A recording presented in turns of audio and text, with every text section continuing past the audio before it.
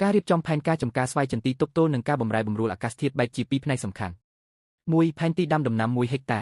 2. គណនាចំណាយនិងចំណេញលម្អិតយកតម្លៃកូនចន្ទី 0.50 1. ផែនទីដាំស្វ័យចន្ទី1ហិកតា 10000 ម ចម្ងាយដាំ 8 មកគុណនឹង 8 ម សមស្របបំផុត ក្នុង1ហិកតា 155 មួយដើម គណនា 18155 មួយដើម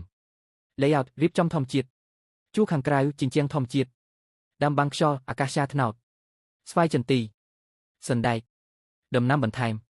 ក្នុង 2-3 ឆ្នាំដំបូងអាចដាំបន្ថែម សណ្ដែកបន្ថែមជីធម្មជាតិ ម្ទេសខ្ទឹមប្រាក់ចំណូលបន្ថែម ស្មៅដំណាំគម្រប 2. គណនាចំណាយ1ហិកតា ចំណាយដើមឆ្នាំទី1 កូនចន្ទី 155 មួយដើម 0.5078 ការងារនឹងដី ជួលកម្មកររៀបដី 150 ប្រព័ន្ធទឹកសាមញ្ញ បំពង់ស្រោចទឹក 300 ជីធម្មជាតិ ជីកំប៉ុស្តជីសត្វ 200 ដំណាំគម្របដី គ្រាប់ពូជ 50 សរុបចំណាយឆ្នាំទី1 78 150 300 257 278 ចំណាយថែទាំឆ្នាំទី2 3 កាត់ស្មៅថែទាំ100ក្នុង1ឆ្នាំ 2 ឆ្នាំ 200 សរុបចំណាយ3ឆ្នាំ 5 278 200 978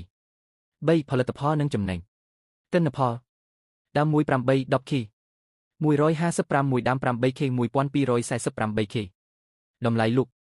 1K 1.2 តម្លៃមធ្យម ចំណូល 1248 1.2 1497 ក្នុង1ឆ្នាំ 4. គណនាចំណេញ ឆ្នាំទី3ចាប់ផ្ដើមទទួលផល ចំណូល 1497 ចំណាយសរុប978 ចំណេញ519 ឆ្នាំបន្ទាប់ឆ្នាំទី4 ចំណាយថែទាំ100 ចំណូល1500 ចំណេញប្រចាំឆ្នាំ1400 គន្លឹះបង្កើនចំណេញធម្មជាតិ ដាំសណ្ដែកកាត់បន្ថយជី ដំណាំគម្របដីកាត់បន្ថយទឹក ដាំបាំងខ្យល់កាត់បាត់បង់ផ្កា រក្សាឬចិញ្ចឹមសត្វឃ្មុំបង្កើនផល